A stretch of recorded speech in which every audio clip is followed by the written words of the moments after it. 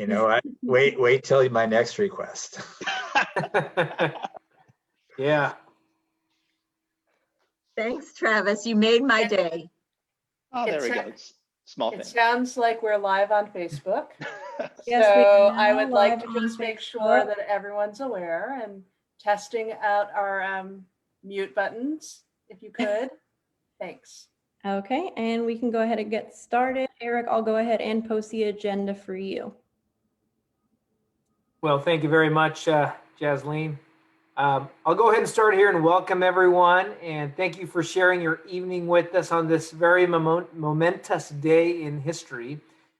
For many of us, not only is this a great evening for us to talk about an opportunity for our locals, but we're also celebrating a new step forward and frankly, what I would call the actual new year of 2021. And so welcome everyone. I'm Eric Guerra, a council member for the city of Sacramento. This meeting of the community meeting about the Aggie Square project is a follow-up from our December meeting that we had, where here we're going to dig much deeper into the collaborative efforts between the city of Sacramento, UC Davis, Wexford, our labor partners, and our community-based organizations to ensure that the project uplifts our surrounding communities and serves as a catalyst for our region. And we do this by ensuring that we employ locally, create workforce opportunities and pipelines for our youth and as well as our adult workforce. It's these combined efforts that I think if we do these right, it'll be a wonderful opportunity for many of our families many who have suffered the economic hit and job loss during this COVID timeframe. Thank you again, everyone, for joining us. I'm gonna first transition it over to Jasleen, who's gonna walk us through a little bit of the housekeeping and logistics for this virtual town hall or forum here. Jasleen, thank you. Thank you, Eric. Let me just. All right, so I'll just go over a couple of things. I went over this with the panelists already, but the panel that is not currently speaking will keep their videos off. For the people that are currently participants and not panelists, you will be able to post questions and have access to the Q&A. Please be aware that this is different than the chat. If you post in the chat, that's not being monitored for questions as frequently. So if there is a question that you would like to make sure that is answered, please make sure it's in the Q&A.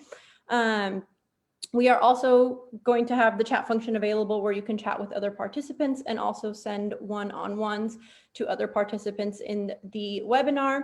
And then please be aware that the webinar is going to be, it's currently being streamed live on both the council members' pages. So, and then we have staff that are monitoring those to make sure that if there are questions asked on the Facebook pages, that they make it to the Q&A. And then does any of the panelists have any questions or anything like that? All righty, then we can go. Eric, did you have something? No, thank you. I appreciate that. I think from that point, we're going to transition on to our workforce panel. And to moderate that panel is our workforce development manager in the Office of Innovation and Economic Development. So it's my pleasure to welcome Christina Pallone. Thank you, Christina, for coming here, for being out here today on this evening and participating on this glorious day here. Thank you, Council Member. My apologies.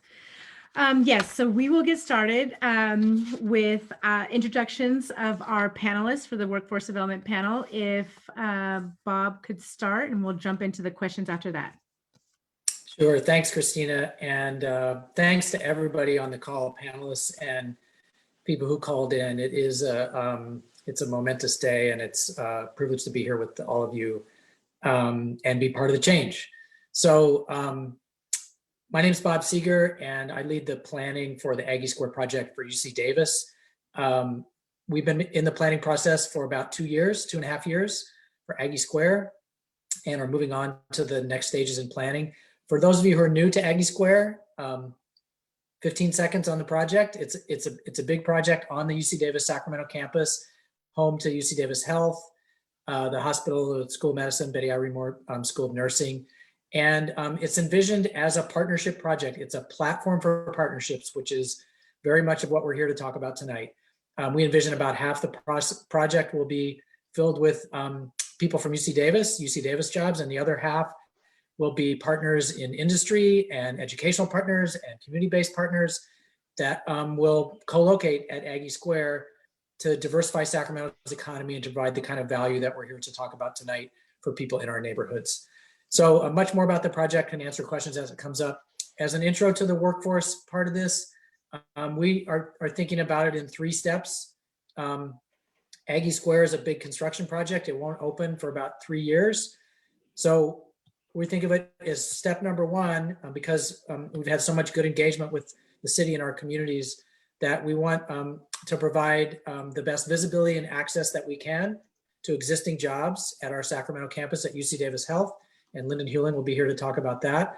Then there's a big construction period. I know Kevin Brown's here to talk about the construction jobs that are going to come out of Aggie Square and how to make sure those accrue to the value of people in our neighborhoods. And then third, when the doors open about 3 years from now, we've got a lot of people piloting programs. Susan Catron's here to talk about that, and Travis Sheridan and others, so that when the doors open, we have sustainable programs in workforce and job training for the new jobs that'll be at Aggie Square. So think about those 3 steps as we go through, and I'll pass it on to Travis Sheridan from Wexford Science and Technology to introduce himself.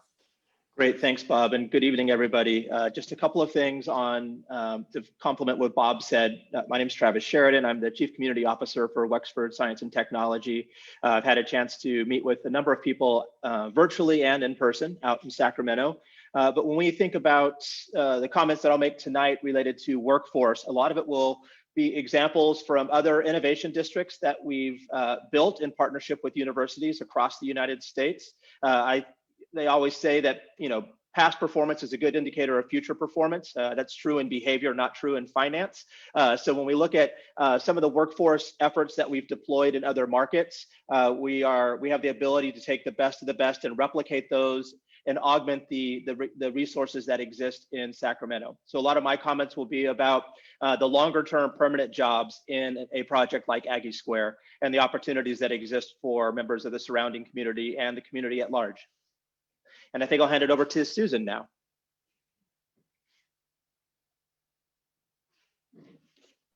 It helps to unmute. Thanks, Travis, and hello, everyone. I'm Susan Catron. I am Dean of the Division of Continuing and Professional Education at UC Davis. We are the lifelong learning arm of the campus and have a broad portfolio of programs serving young adults through post-retirees. But our core purpose and focus is really on professional education for early and mid-career adults that are looking to advance their careers. And these are non-degree programs, so they are accessible to those who choose to engage. We also work with employers who are looking to upskill and develop their employees. So some examples, we work with CalPERS and we work with Sacramento County Health and Human Services in the areas of staff development. Now, we've had a classroom facility in Sacramento for more than 40 years. We're currently located at One Capitol Mall, but we're very excited about moving all of our Sacramento-facing programs to Aggie Square. And I just want to emphasize, it's more than an address change. We're really looking at what role we can play in terms of kind of connecting all of the various things that happen at Aggie Square and translating that into state-of-the-art programs, training and educational programs for adults looking to prepare for the jobs of the future. Hope to share a little bit later one of our projects around a biotech manufacturing program, but I'll stop there and turn it over to Lyndon. Great, thank you, Susan. I appreciate the opportunity to introduce myself to all the folks that are watching today. My name is Lyndon Hewling, and I am the manager of our Leadership Recruitment and Diversity Services Office in Human Resources.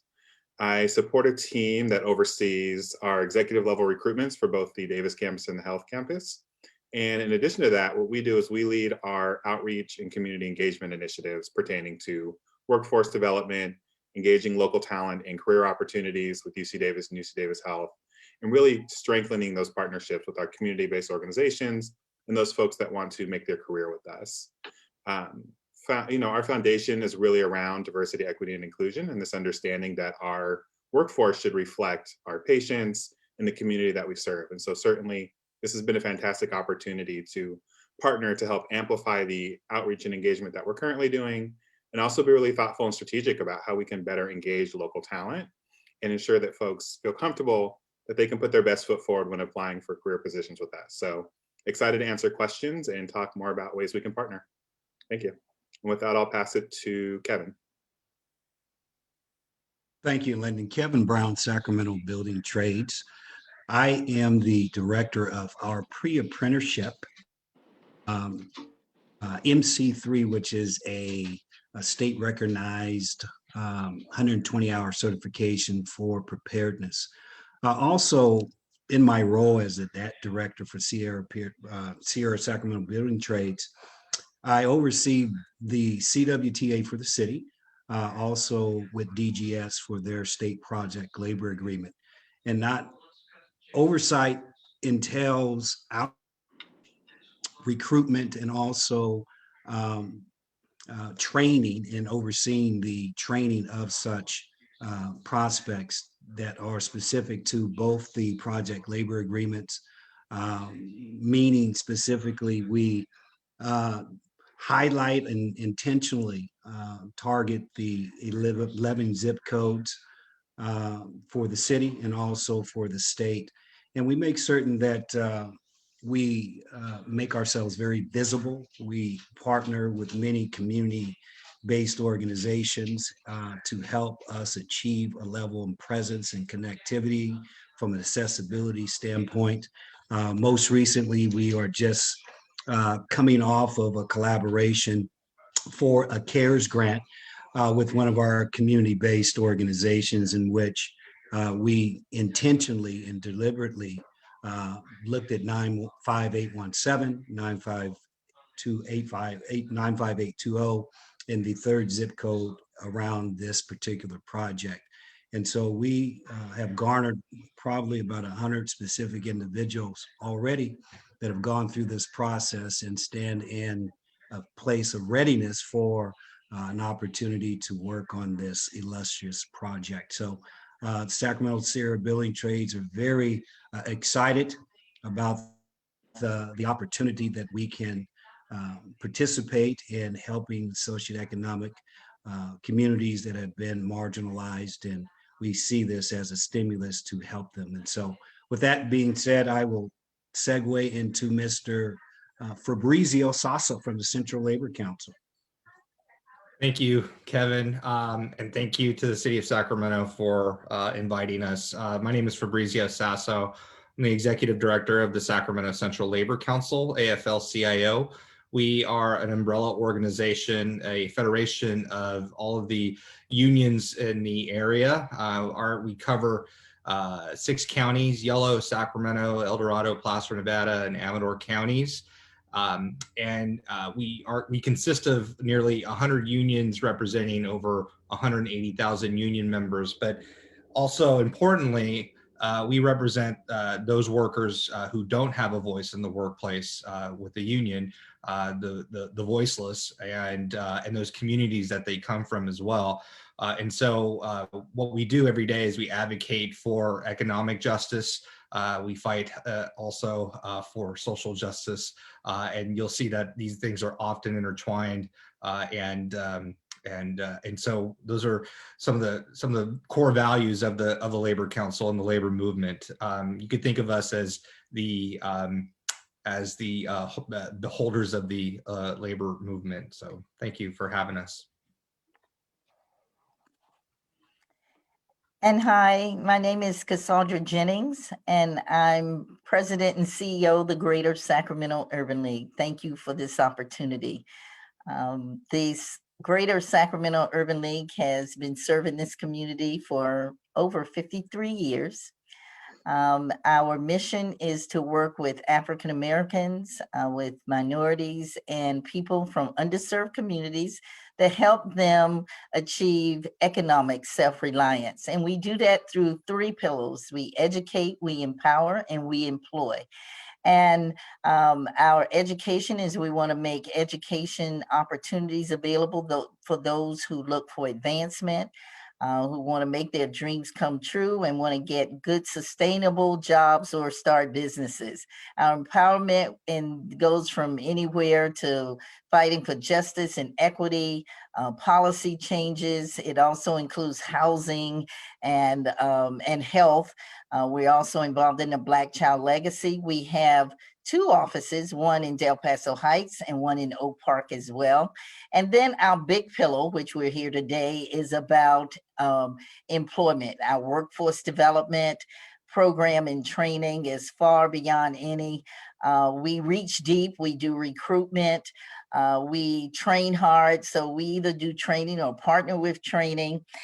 We also provide lots of supportive services so that people can start, they can get in, and they can finish strong. And then we work with placement, job placement, and we enjoy partnerships. So we look forward to continuing this discussion and telling you more about where we think the opportunities are. Great, thank you, Mrs. Jennings. So let's jump into some questions regarding workforce development. The first one I'm going to pose to the panel. There's been a lot of discussion in the workforce development space around training programs that meet the demand or the needs of employers. Can you each answer this question around how does your workforce program or services prepare our neighborhood residents for the jobs that will be emerging from Aggie Square? Who wants to take that one on first? Well, I'll certainly be glad to start. I think it's important that the partnership is there between the employer, which in this case would be Aggie Square, and the provider, which would be the Urban League.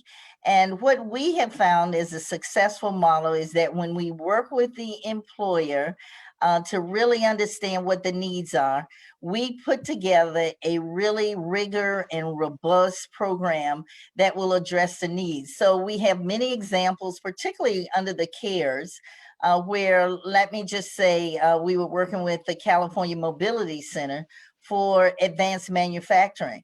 And so part of what we do is we got to get people educated and provide information about what the jobs are. And once we know the requirements, we're preparing them from some of the soft skills as well as some of the life skills of how do you either get trained or ready for that position. And then once you go through that, then the next thing is really about the skills training.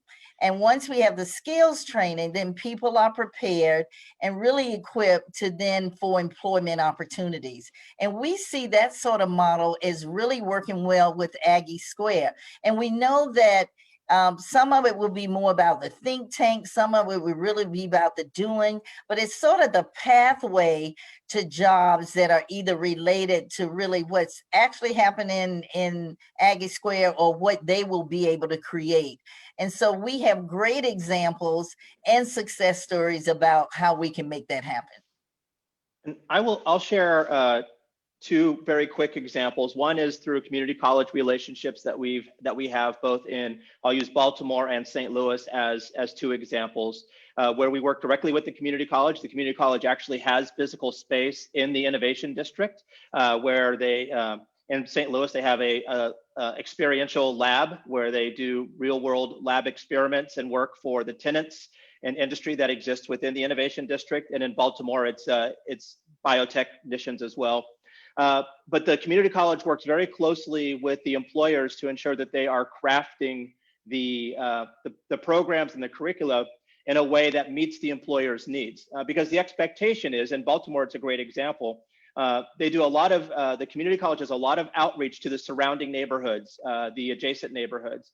And the students come in with the expectation that they will be employed after they complete their short-term program, whether it's a 6-month certificate or a 2-year associate's degree.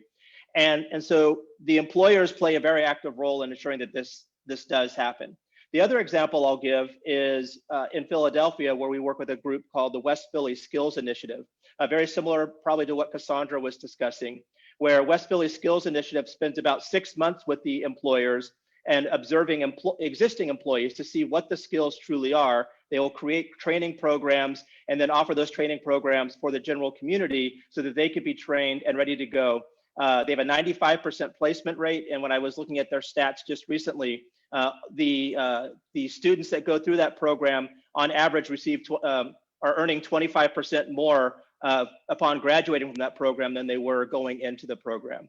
So those are some just tactical and tangible examples from other communities. Thanks, Travis. I'll dive in next, Christina. I think as a self-supporting entity focused on professional and career education, it's really vital that everything we do is focused on the skills that are in demand by individuals and those who employ them. And so all of our public programs start with an analysis of labor market data. We have tools in-house to do that. And then each of our certificates, actually by policy, is required to have an employer advisory board. So the folks on that board are the ones that can inform the kind of curricula that's going to make a graduate of that program compelling. So just in terms of general process, I wanted to share that with you. More specifically, I wanted to give you an example that I mentioned earlier. And I think it's one of the really cool examples of what can happen at Aggie Square because of some of the intellectual and physical assets that will be there. So we're working with faculty, with 2 community colleges, including the Los Rios Community College District, and with industry around this idea of a cell and gene therapy biomanufacturing program that will really focused on, good paying middle skills jobs that don't require a 4-year degree. So that's an example. And I think, of course, as more companies locate at Aggie Square, we will certainly want to be in regular engagement with them about the needs they have so that we're focused on developing programs that will help prepare their employees and also those they wish to hire. And if I could just follow up briefly, Christina, and connect Susan and Cassandra's comments, because Cassandra, I remember when we first met over 2 years ago, and we talked about the new kinds of jobs and job requirements that were going to evolve out of Aggie Square, particularly in these kind of life sciences bio area. And you said, we need to get started now, even though it's years away to get people ready. And so I think Susan's referring to that, right? So we see new kinds of jobs coming. There's a technical training that's required to gain the skills. But then Cassandra was mentioning those soft skills to prepare people to prepare to enter that system. And I think what we're, coming to through this whole process is that it takes both. It takes both the technical training for the job itself, and it takes that pre-training to get people so that they're ready to be competitive. And I think through this Aggie Square process, we're positioning the university to be much more active players with CBOs like the Urban League in order to help people start on that pathway while we develop the technical training for the new types of jobs that are going to be there. Yeah, and thank you, Bob, for mentioning that, because I think it is important to really meet people where they are, and they will be at different levels. And I think our experience has been, even in this sort of digital senses, we've also had a program called the Digital Upskilling Program, where we have worked with GSEC and many of the local businesses and did upskilling and reskilling in the IT. And we had 2 different sections. One, it was more engineering, and then one is more software. And we helped to do the soft skills part and to make sure they're doing the more technical skilling, that they had the support they needed to be successful. And our recruitment was from neighborhoods like Oak Park and Del Paso Heights and brown and Black people, and very, very representative of our community. And also we had that, the Collective 6, where we had 5 partners that were all dealing with these jobs that are here and now and ready, that had lots of technical abilities. And we used youth all the way up to probably somebody as old as I am. And it was somebody older than me that was in there from our larger community. Great. And I wanted to just add as well, a big piece of this from an HR perspective and from a leadership perspective is really also looking internally and being thoughtful about how we're communicating the breadth and scope of opportunities that we have at UC Davis Health, and forthcoming at Aggie Square. when we're out in the community talking to prospective candidates, folks who want to work with us, we often hear there's perception that the only types of roles we recruit for are nurses and physicians. And certainly we have an understanding that we have any kind of position you would need to run a small city, essentially, everything from entry-level positions to senior leadership positions, middle management. The scope and opportunities that are available are immense. And what we're working on is really figuring out how we can best communicate what those opportunities are, and then working with our community-based organizations to sit down and work with their clients to really do that skill alignment and that opportunity to take a look at people's backgrounds and what they bring to the table and help them identify the roles that are accessible and available to them. So for us, it's really about that equitable access to opportunities. And that requires us to sit down and have meaningful conversations and not always talk in the clouds or always talk at this really high level. And that's what we're eager to do, is to build those partnerships, talk one-to-one with folks and help them find those opportunities that make the most sense for them. Great, thank you, Lyndon. For Fabrizio and Kevin, I'm going to jump to a new question, just in the interest of time. So for the programs that you both oversee and or work with, describe the outreach and recruitment efforts that your organization are providing to our most critical neighborhoods, specifically in the 95817, 95820 areas. And then we'll open the question to all the panelists, but I want to start with Kevin and Fabrizio on that one.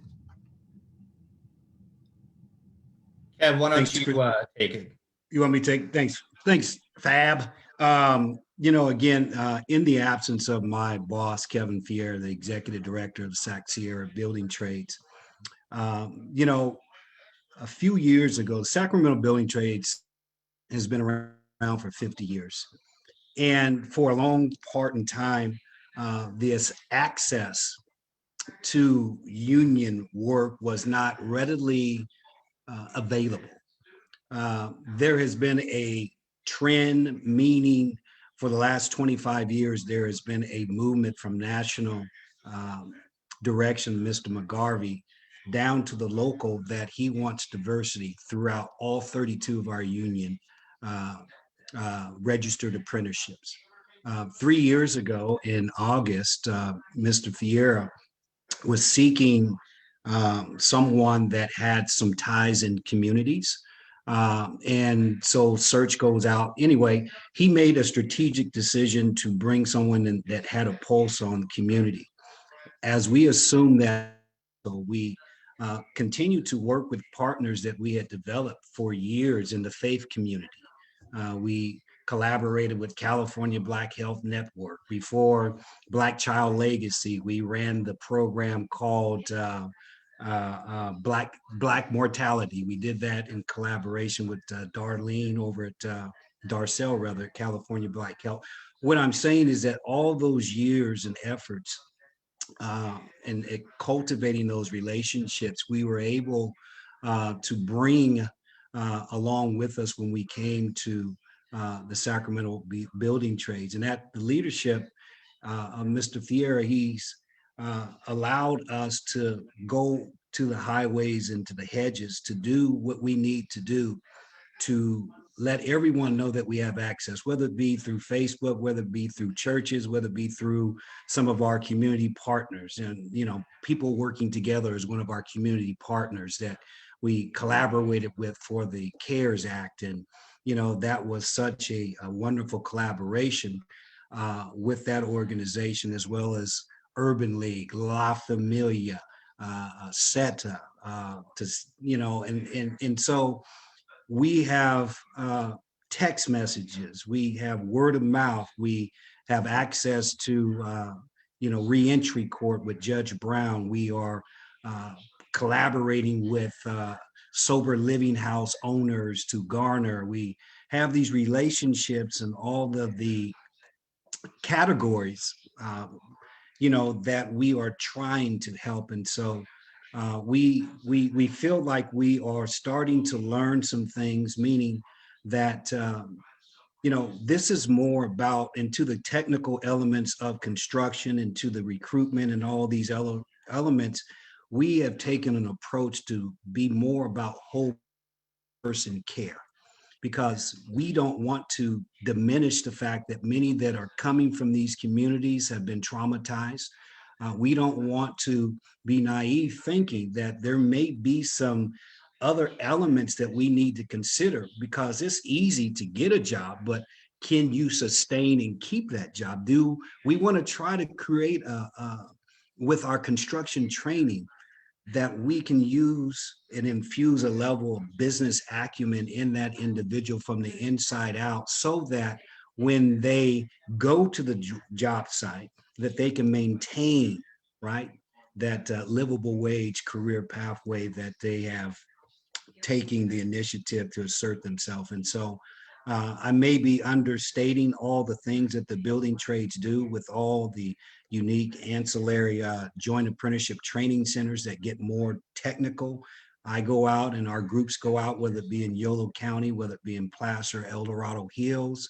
You know, we MC3 instructors at Hiram Johnson. We have MC instructors over at Burbank. We have them out in the communities. And so we're really trying to enhance our bandwidth and continue to sound the trumpet that we have opportunity for anyone that's looking. Thank you. Yeah, I agree with everything that Kevin Brown said. You know, at the Labor Council, we don't necessarily run any workforce development programs. So I think I know a thing or two about workforce development. I sit on our local SETA Workforce Investment Board, as well as I'm an appointee of the governors on the California Workforce Development Board.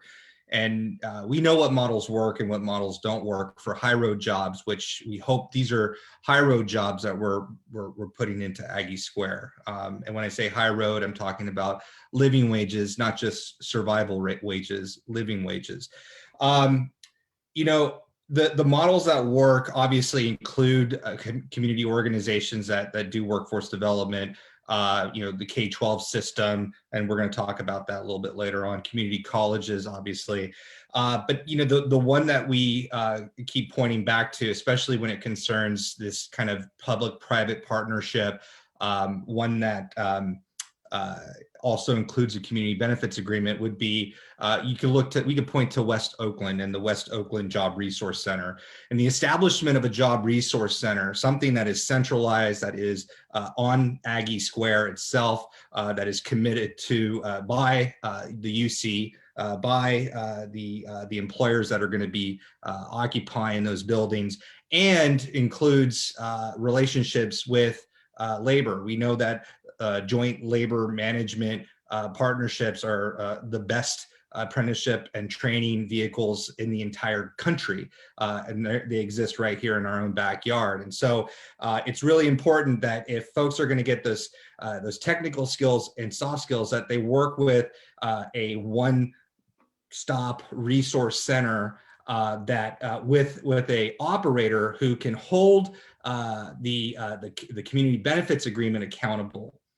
Ensure that there's local hire, that we're hiring at least 50% living within this impact area of the 3 zip codes. You know, making sure that we're including those who've been displaced from this project, including, you know, a certain percentage, at least a quarter, from economically disadvantaged communities.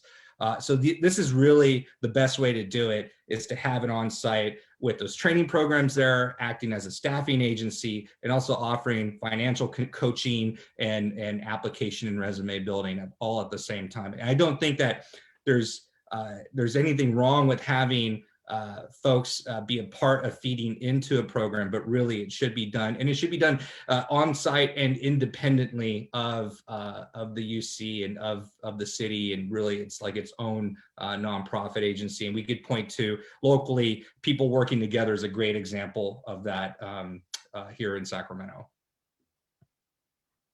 You know, I just wanted to build on your point, Fabrizio, because this is such a critical issue, and access is partly a function of doing effective outreach, but it's also about removing barriers such as the financial cost of training. And so I'm glad you mentioned the one-stops. I'm really excited to announce that this week, UC Davis and SETA have just signed an agreement for continuing professional education to be one of the approved training providers so that adults who are eligible for Workforce Investment Act funding can choose to apply those funds to UC Davis non-degree programs that are eligible. So we're really excited about that. I think our hope is that that will increase, the number of those engaged from the adjacent communities. I think right now about 1% of our Sacramento learners come from these 2 zip codes.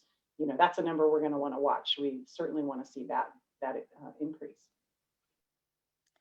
Yeah, and if I could just add that we are a one-stop center, and I think Kevin Brown and Mr. Fabrizio did a great job. I could just add 2 things really. One is that I just love working with them because we refer people to them, and all of our partners do. I know there was one young man in our prison to employment program that went through Kevin Brown's program and is now has a good little paying job as a pre-apprentice laying bricks downtown at a project, making $24 an hour, I believe, and really excited about it. So those are the kinds of opportunities that I know that would be available here. The second thing I wanted to add to what was already said is that really it's about being on the ground and being trusted messengers. And I think as nonprofits and many of our partners, we do all of what Kevin said and some more. We have people on the ground, people trust what we say. As Bob said earlier, we are building a pipeline of people in the very communities that we want to serve with our partners. And so when the opportunities are there, we are pushing them through, and then they are bringing more and more, and we are creating those wraparound services that help make them successful. And I'll just add that in some of our existing cities, many of our existing cities, we do weekly programming. So every Thursday from 3 o'clock to 8 o'clock, there's programming for the community, and it's facilitated by the community.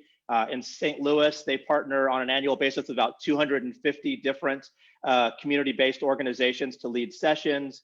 They have 20,000 people throughout the year that attend those workshops and those sessions. It's free and open to the public. And depending on the market, St. Louis, every quarter they do a career night or a job night where they're working with existing employers from the Innovation District, service providers like are on this panel with me, and the community to help connect people to jobs. In Philadelphia, they do the same thing. It's on I think they do it on a monthly basis. Miami, they do it on a monthly basis. So having that a regular cadence of programming, because a person may not be job ready or job interested today, but they might be tomorrow or next week. And we have found that having weekly programming is a great way to also build a sense of community. Very briefly, I just wanted to, very succinctly, I know we're going to move on to the next question, just really articulate the importance of community engagement and local outreach to UC Davis. Each year we're conducting 30 to 40 local outreach events that are really designed to be customized and meet the needs of those folks that we're engaging with. And equally important is the work that we're doing internally to understand the impact of that outreach. We're taking a look at the data and understanding the trends around who's applying for our jobs. Are we reaching that local talent? Are they applying for positions that align with their skill set? There are ways that we can assess that and understand that. So not only talking the talk, but really being thoughtful about this value proposition around employing local talent and holding ourselves accountable to the impact of these efforts. We're not just doing outreach to do it. We want to do it to see a measurable impact on our employment over time. And we're really excited to continue those efforts and work with community-based organizations on that. Great, thank you, Lyndon. So we're gonna, I'm gonna try and take, in the interest of time, maybe 2 questions from the Q&A box, and then whatever questions don't get answered, we will make sure to email out, I think, to all of the panelists and get the answer back to the person who asked. The first question is from Manuel, and this is for Urban League and Fabrizio. Can you explain what legal standing does your organizations have to hold UC Davis to promises of job opportunities extended to the disenfranchised?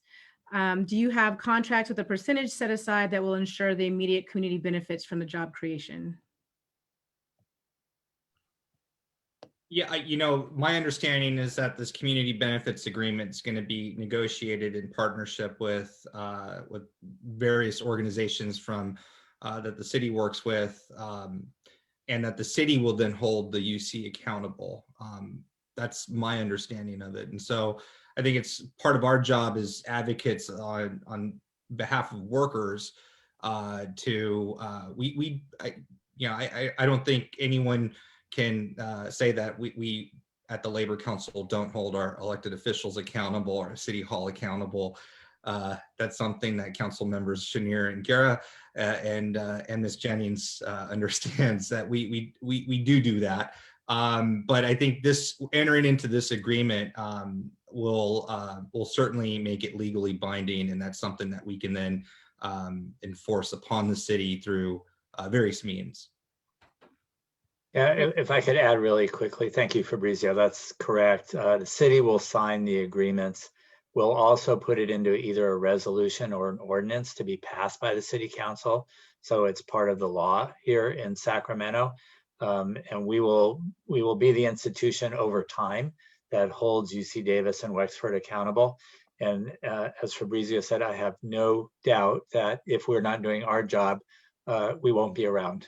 So there are lots of ways that the Labor Council and the building trades will hold us accountable, as should they, as should the community at large and community-based organizations.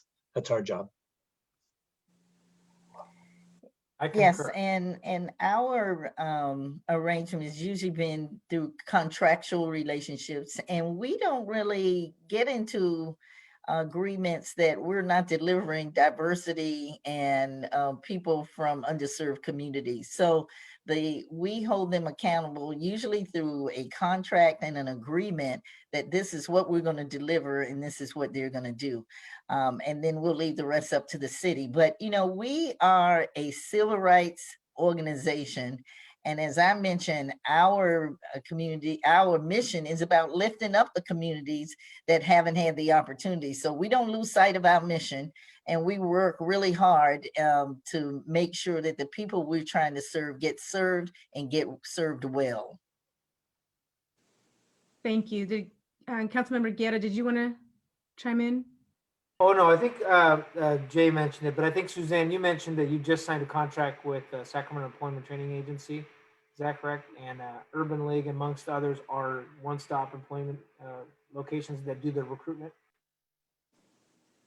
Yeah, we just signed this week. Took a little bit of back and forth. And so we're just now beginning the discussion with SETA about how to conduct outreach to all of the one-stop centers and open up that dialogue, which needs to be two-way. Excellent. Okay, we have very short amount of time for one more question. There's a statement by Robin. Can the local nonprofit organizations serving youth who are experiencing homelessness, like WIND and Sacramento LGBT, that have facilities in Oak Park, be intentionally included in the recruitment?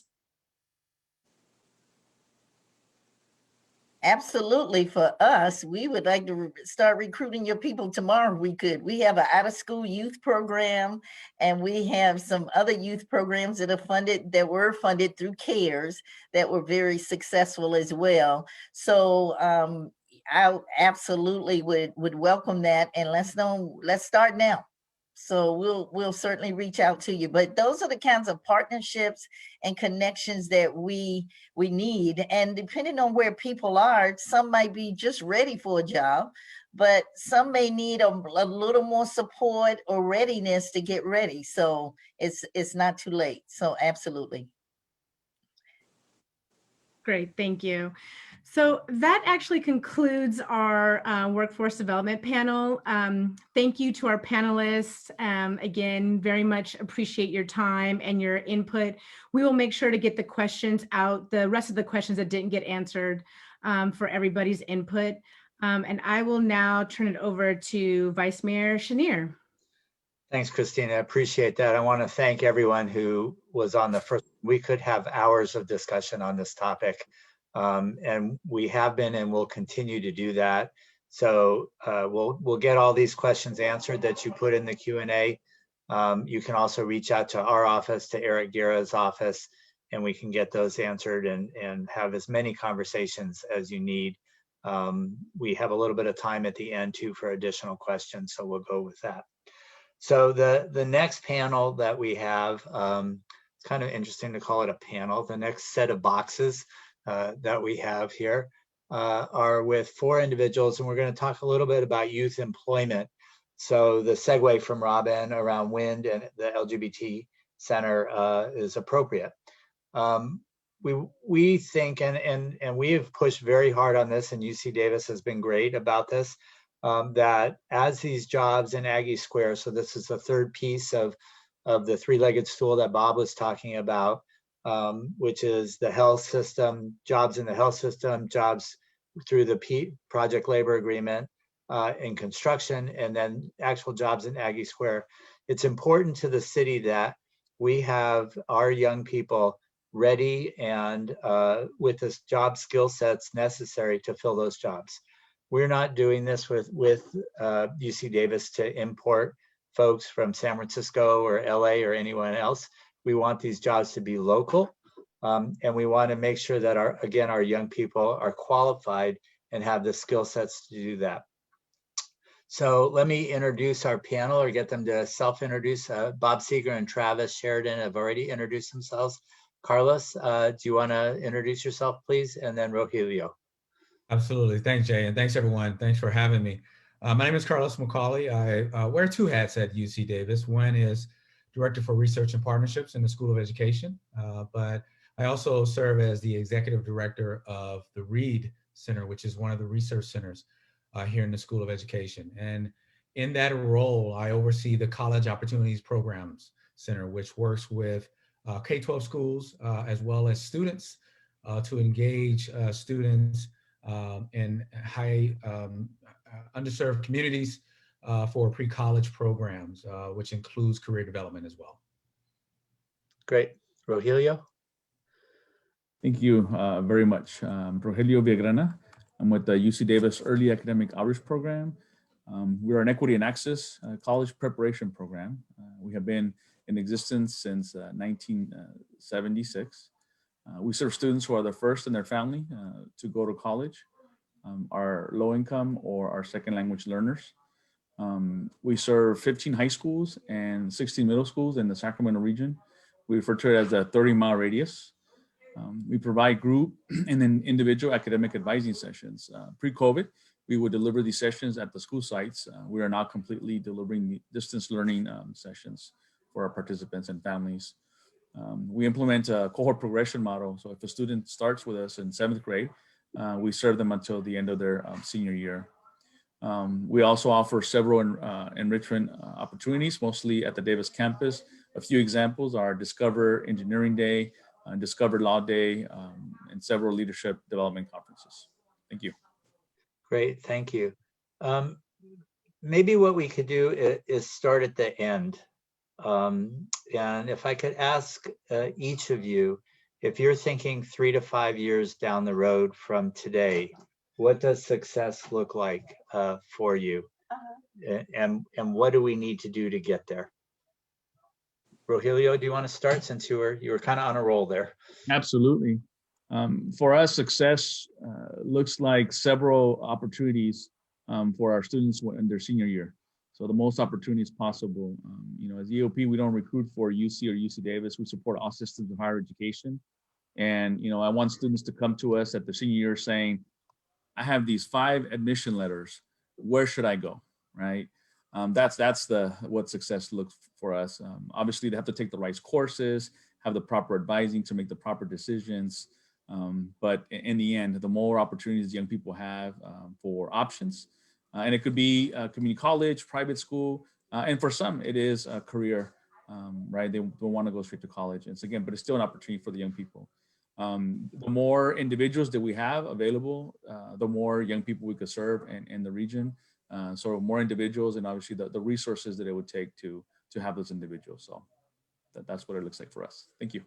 So is it just a matter of resources at this point to expand the programs, or what else do you need to get where you want to go here? Well, partnerships with the school sites and individuals to serve those schools. Those are the two main ingredients for our success. Okay. All right, Carlos, do you want to answer that question? Absolutely. I would echo Rogelio's comments as well, and that we do see seniors with options. And they not only have options, but they have funds available. And then I'll take it a step further, that we are able to see even 3 or 4 years from there that they're graduating from college, that they're entering into the workforce, and that their families have been engaged. Their younger brothers and sisters have had those same opportunities. Part of this is really trying to think about it through the lens of generational.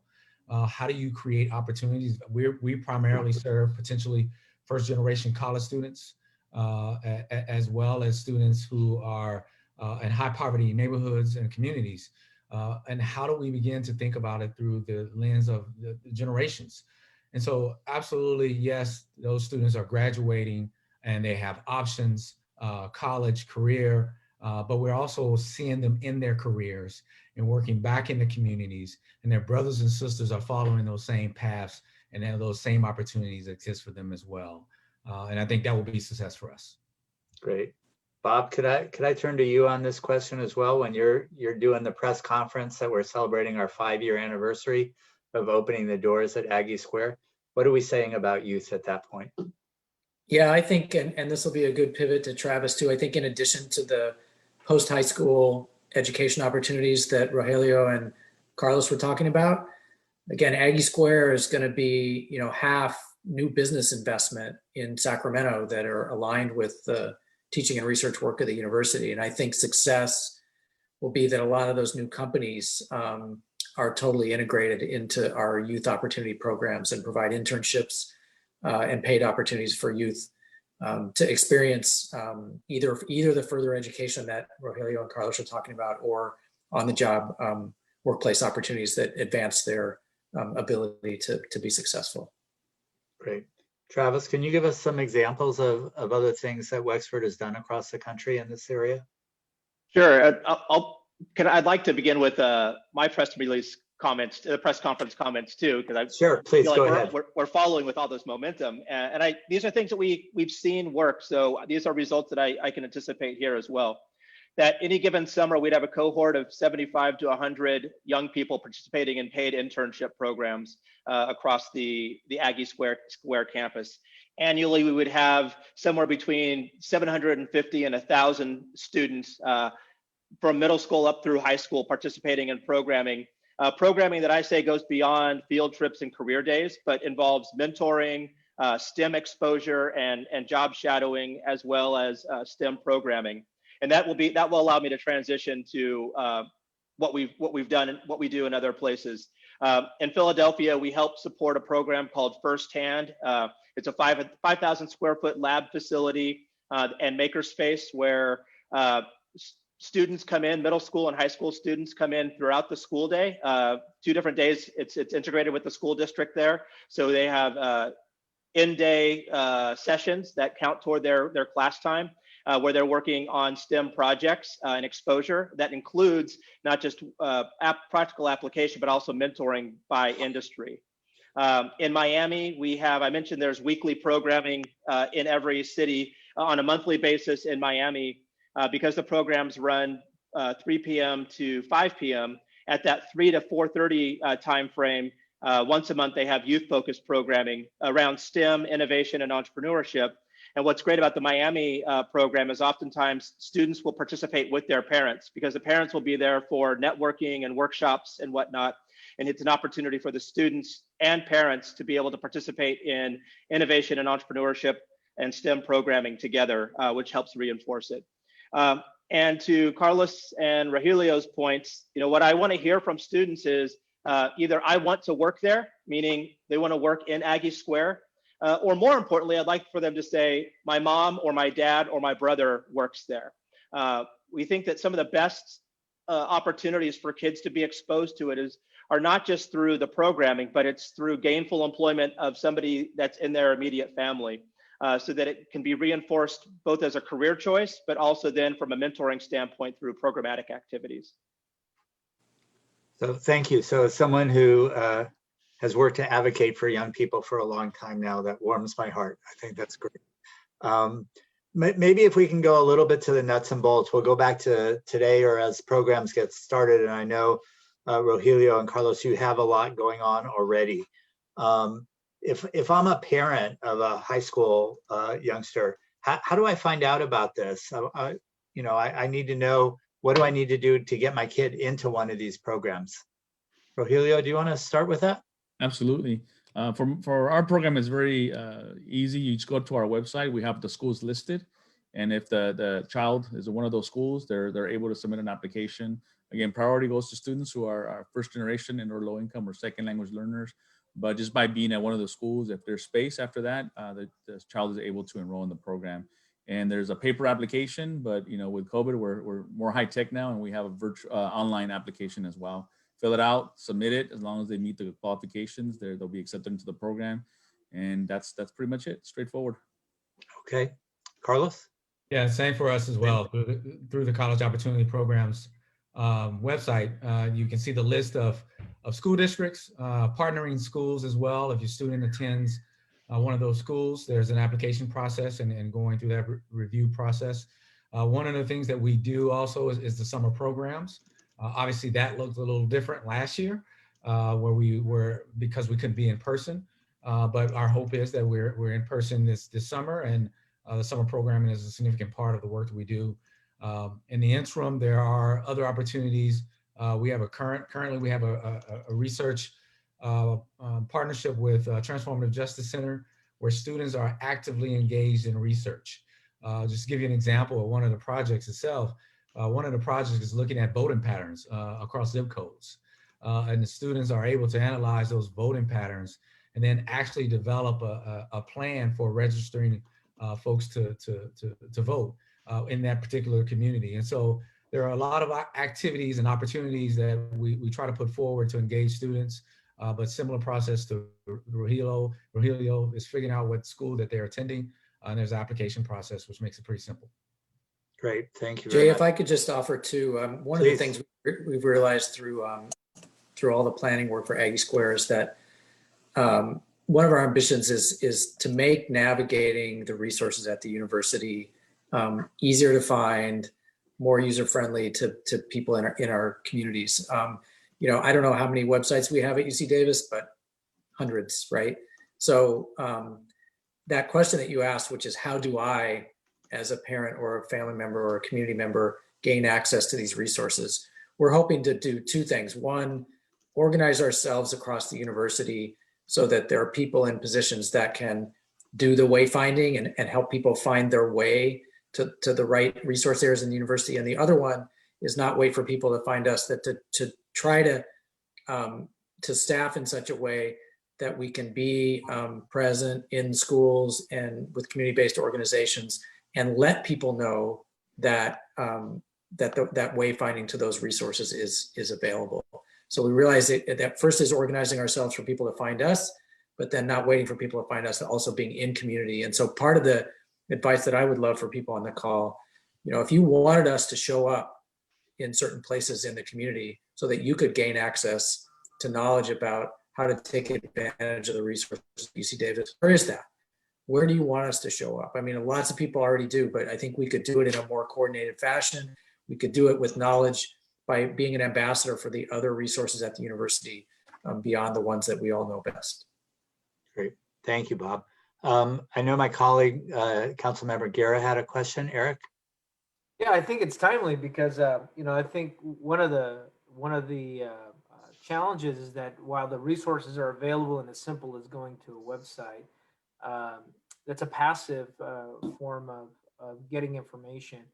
And to your point, Bob, you know, the being able to be more direct and intentional is the way you actually create change around neighborhoods. So I guess maybe this is a question for Travis and maybe Rogelio, who in specific to Aggie Square, how do you envision building out a STEM pipeline program that is intentional about reaching those adjacent students and families? How would you build that out? And what advice would you give to build out? Well, it really starts with the school districts, and we have ongoing conversations with Sacramento Unified.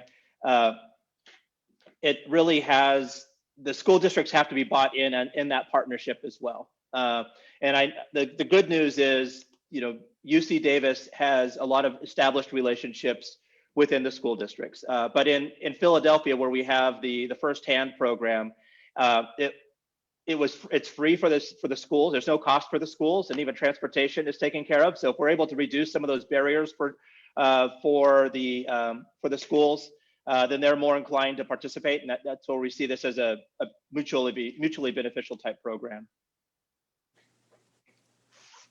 Just would like to add that we actually don't wait for the families to come to us. We actually go out to the school sites and recruit. We present in the classrooms, at back to school nights, at every opportunity that we can get on campus, because we found that's the way you have to get in front of the young people, and we go directly to them and have the conversations. We'll do ELAC, DLAC presentations as well for our programs, and that's when you do that, that's when you get the results. Versus, like you said, if you're just waiting for people to come, then that's just not going to work the same way. Okay, could you give us an example of some of the schools that you're working with? So Hiram Johnson, Luther Burbank, Valley High School. We just added San Juan as well. We have 15 high schools in the region in Woodland as well. So several high schools. Great, thanks. Yeah, and I would just add that similarly, the partnership with the school districts and schools are critical for this work. We also have program staff that are actively in the schools, actively hosting and co-hosting events for families, as well as for students, as well as working with teachers as well. Obviously, as a School of Education, we have a lot of partnerships with the school districts, because we're also providing credentialing and providing other professional development opportunities to teachers. But we see these programs as partnerships with the school districts and the schools themselves, because we're not only utilizing their space, but we're also working in alignment to what they're actively trying to accomplish as a school and a school district, and what the needs of the family has been identified as well. And so we really do see this as a true partnership. To Travis's point, that engagement with those school districts and schools in particular are extremely critical. And we're in schools in a time where we're physically able to be in schools 2 to 3 times a week. So maybe one thing that we could think about, the city has a number of programs, our Summer at City Hall program, our 1,000 Strong program, that does recruitment at high schools around the entire city. And we also have developed a portal fairly recently about opportunities, particularly in the summer.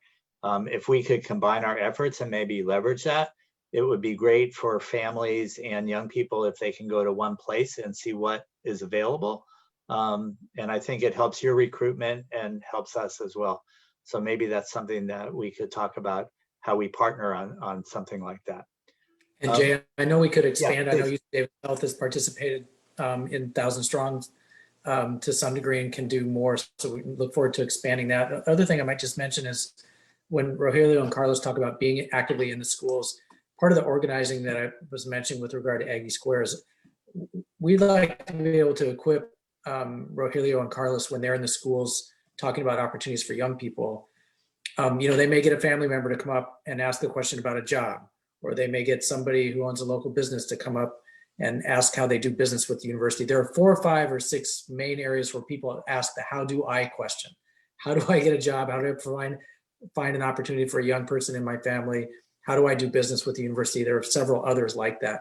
We'd like to create that roadmap so that when any one of us on any one of those topics is in the community for a specific purpose, that we can provide a broader roadmap to those many purposes and resources across the institution.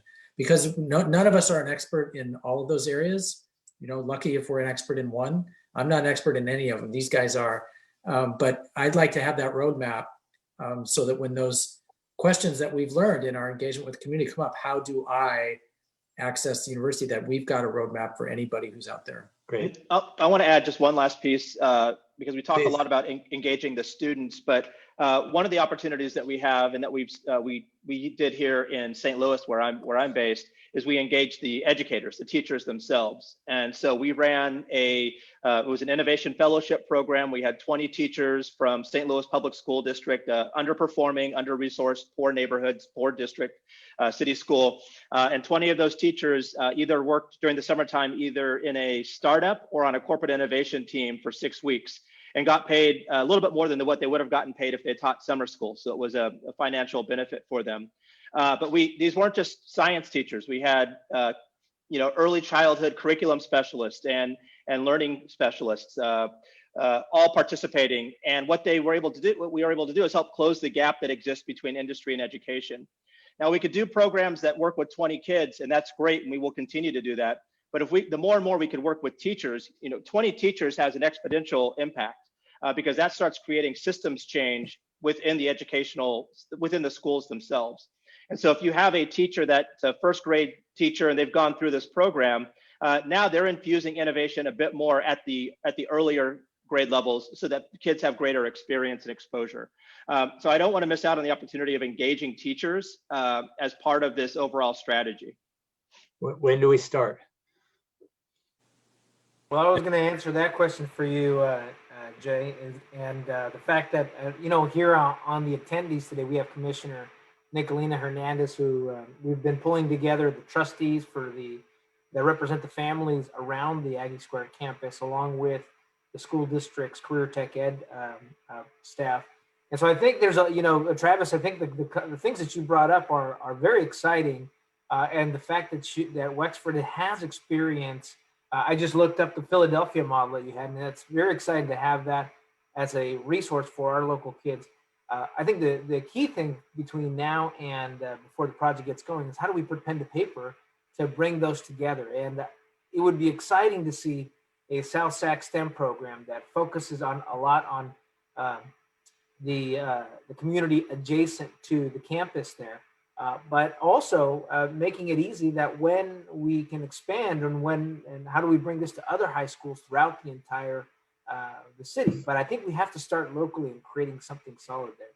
So to that point, I think there's work that's already started from those who've attended today. There's interest. And so, Rogelio, I look forward to working with you more on this side of the river. Great. Could any of you address any thoughts around potential scholarships? How do we make sure our most underserved young people are able to take advantage of some of these things? I saw that question, and yes, that's a vital element, especially as financial aid shifts more and they're offering more loans to students. Again, we work with a huge percentage of low-income students, and that is a barrier. Definitely partnerships with community organizations and businesses, again, and the university, and again, UC Davis does have scholarships they give out, but it's never enough for all the need that's out there. And again, our students go in many different places, so we're constantly looking for opportunities for them to apply. There's a lot of local opportunities as well. And again, we connect them with the school sites that they work at to be able to do that. But I want to add one more part to a previous conversation, that our greatest ambassadors are actually our college students that we hire, and they go out there to the schools and connect with the high school students because they're closer in age. And that's really our greatest strategy for recruiting our students to join our program. Great. Let me read this question from Robert Holt.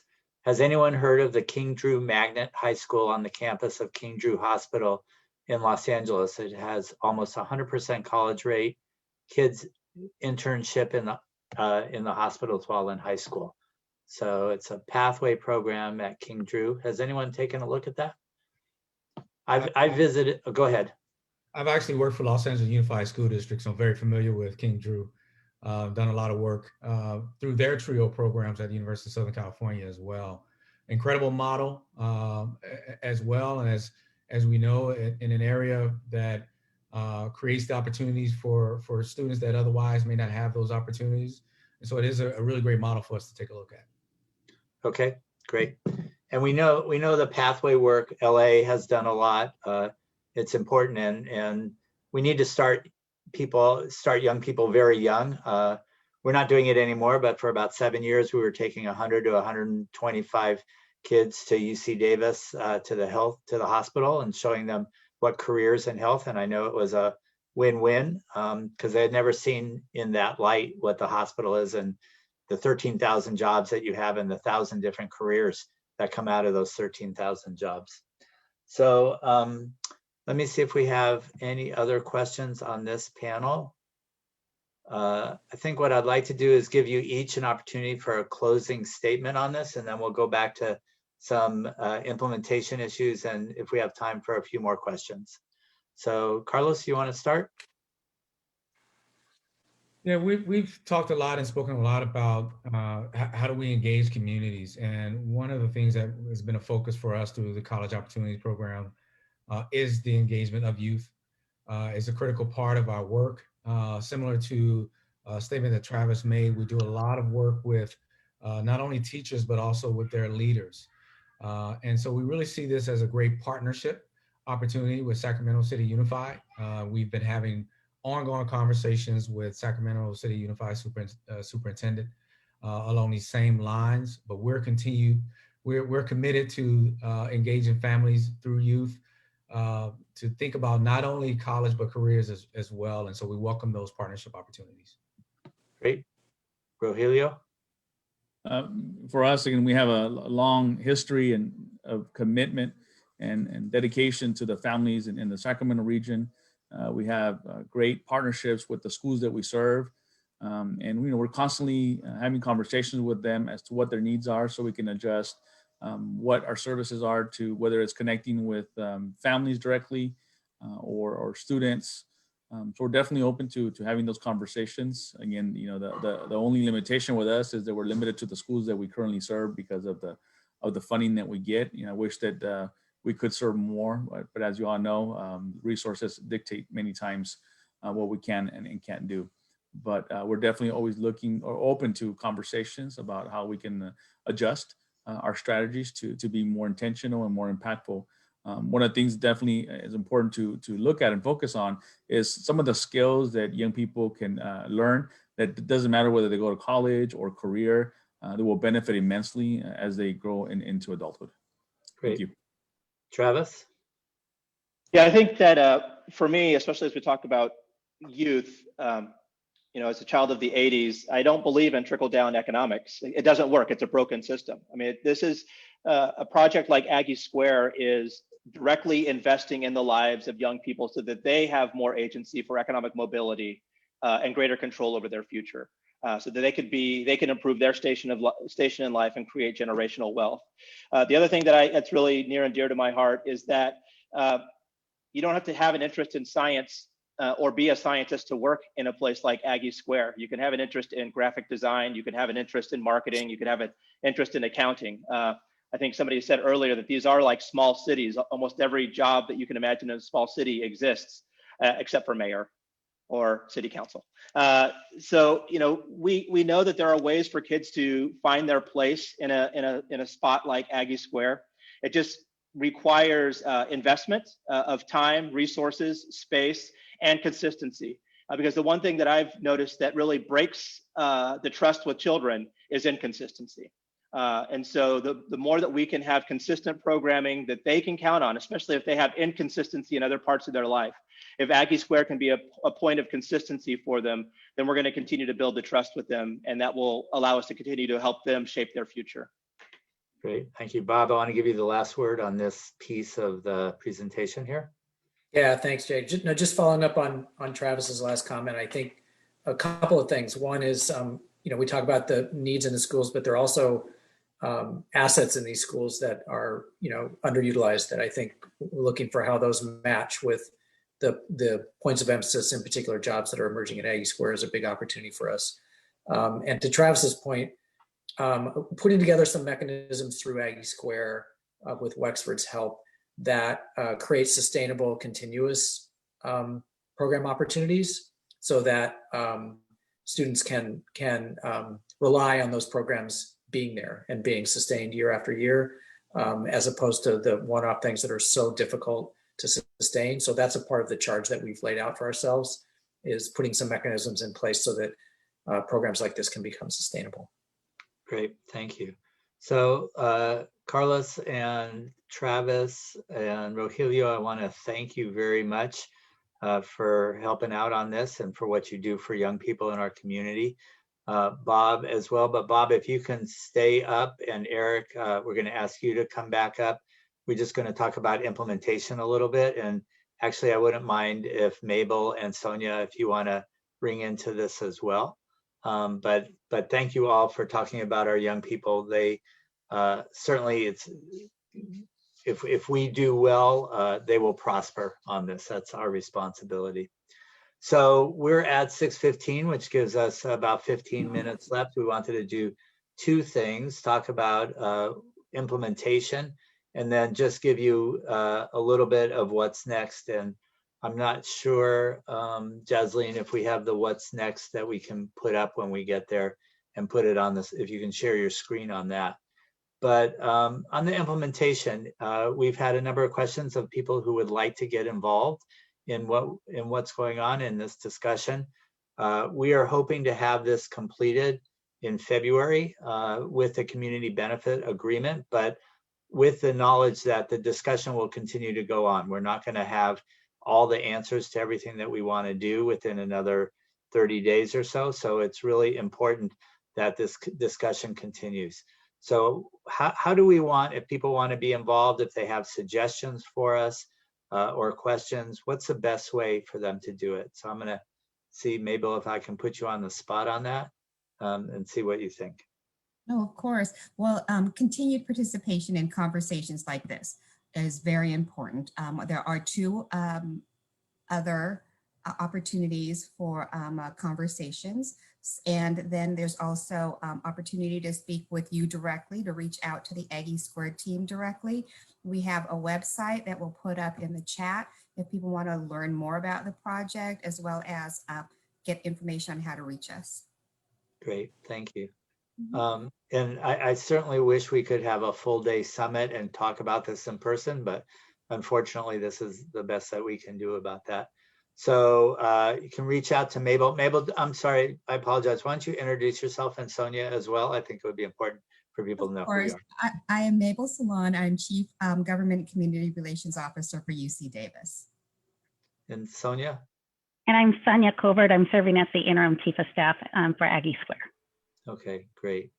Jay, I just want to mention quickly too, that please. website, we've connected, for example, all the virtual job fairs that HR is hosting are now posted on the Aggie Square website in addition to the HR website. And I just found out about a virtual diversity vendor fair that's coming up later in February on the 25th for doing business. There's a new UC program called Small Business First for UC that people can learn about and get access. We'll post that as well. So, and if there are other things that people would like to use Aggie Square as a portal to find out about, please let us know, and we'll try to be that connector for people.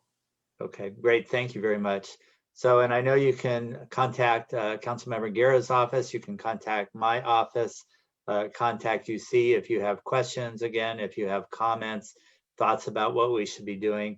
And again, I want people to understand that this is going to be an ongoing conversation. We're not going to have all the answers within a few weeks here, but we want to continue to work with them. And I think that if you look at Wexford's experience doing this and also you see what they've been doing, what Rogelio and Carlos have been doing, that's exciting. And we want to just keep doing it and keep expanding. We will also post answers to any questions that we have not gotten to today and send those out. Eric, do you want any final comments before we? Yeah, actually, and I think as far as process goes forward, in fact, this is a more of a question probably for Fabrizio here with our labor partners, because I've been looking at some of the questions here about workforce and good jobs and how do we ensure we get all these good jobs. So maybe I don't know, this is maybe an unfair question for Fabrizio or at the moment put him on the spot, but how do we ensure in this process that we are getting the quote unquote good jobs for our local neighbors? What is that? What is it that we can all be doing together better? And you've worked with different employers throughout the region here. Obviously, UC Davis is one of our larger ones, and we want this one to be even more successful. Yeah, thanks for the question, Council Member. I think there's a real opportunity here to create a model, an example, an exemplar of what we can do with Aggie Square. And I think we're off to a good start. And I know this webinar is focused on workforce development and youth engagement, but there's just so much more that we can be doing around the issue of labor at Aggie Square that needs to be included. And I know we're going to go through our process and negotiate a community benefits agreement. But I think what we need to really think about is how do we expand the great work that's already been done with the community workforce training agreement on the construction jobs, where there's local hire provisions, certain percentages coming from certain zip codes, especially from disadvantaged communities. But we have to think about living wages on the site. And what does that mean? And Sacramento has a living wage ordinance. I know that you worked on that, and thank you for your work on that. But that needs to be applied to all employees working on, at, or for Aggie Square or for Wexford, or, and we need that commitment from our partners at the UC and at Wexford. Prioritizing local hire, but also making sure that there's labor peace, that there isn't, that the labor partners at Aggie Square are in peace with the UC, their collective bargaining partners. So, and that labor peace applies to any new jobs that come along, so that there isn't any interference when workers want to establish a voice on the work site. And then there are things that just employees need, like subsidized childcare. And we've seen this in really good community benefits agreements around California that there, and we have an example here of an employer like SMUD, for example, established childcare on site for their employees. Limiting temporary and part-time work is also important, because why hire someone else when you can provide someone who already has a job who's working part-time more hours? So really kind of limiting how many part-time and temporary, and we're not going to be able to do it for everything, but there are certainly a lot of things that we can do in that area. And those are just some of those ideas, that we can really kind of think about, so that we have a comprehensive community benefits agreement that looks at the worker in a holistic way. One last thing is, workforce housing, and so that the folks who work there are able to live close by. And if not, then what are we doing to help them with their transportation needs, and making sure that it's not cost prohibitive for them to actually go to work at Aggie Square. So these are the different things that we can be looking at, really to make sure that these are good quality jobs. And thanks for the question. Well, that almost is like a perfect transition to the next schedule about the issues that we're going to be seeing in the future, which is our next upcoming meetings on housing and transportation.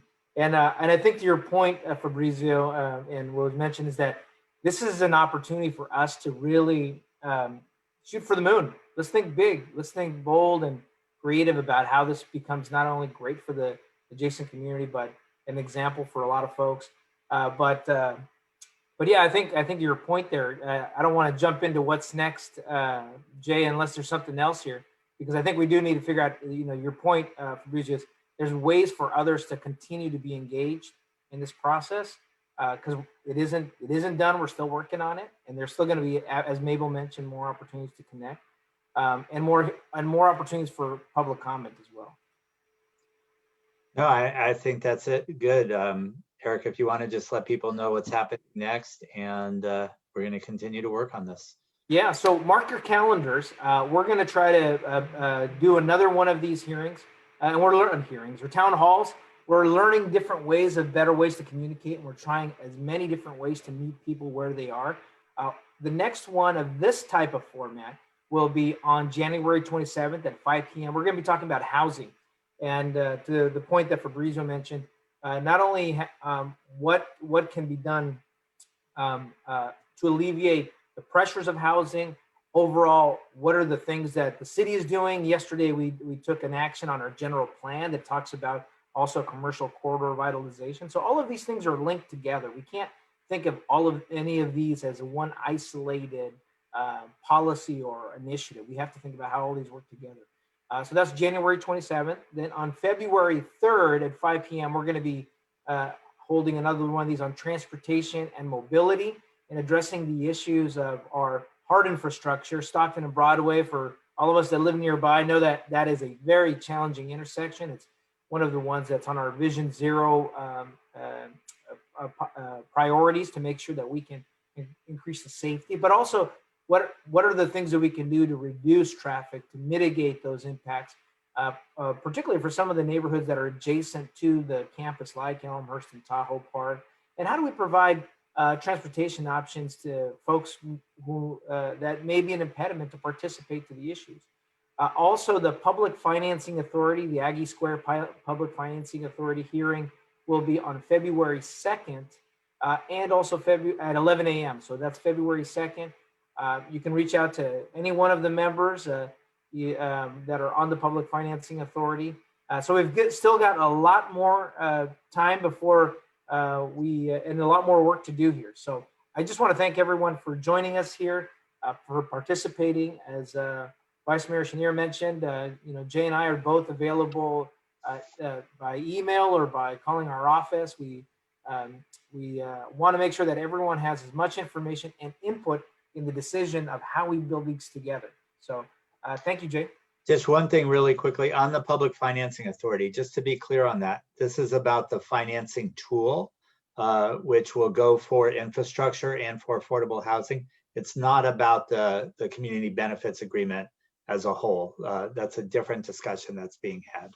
So no, that's correct. And for to that point, things like creating a STEM pipeline program and looking at some of these added, the more intentional direct benefits, that's where we're going to be working on those consistently, independent of that. Great. So just want to say one more thank you to Bob and Mabel and Sonia from UC Davis and Travis from Wexford. Eric, thank you very much. We're going to keep talking about this and we will get it right. So thank you. Have a good night, everyone. Stay safe. Yep. Just want to add my thanks. Appreciate it, everybody. Yeah, thank you, everyone. To the panelists, too. Thanks for giving up your evening on probably a day where we are all celebrating with our families. So thanks again to all the panelists. Thanks again for having us. Bye. See ya.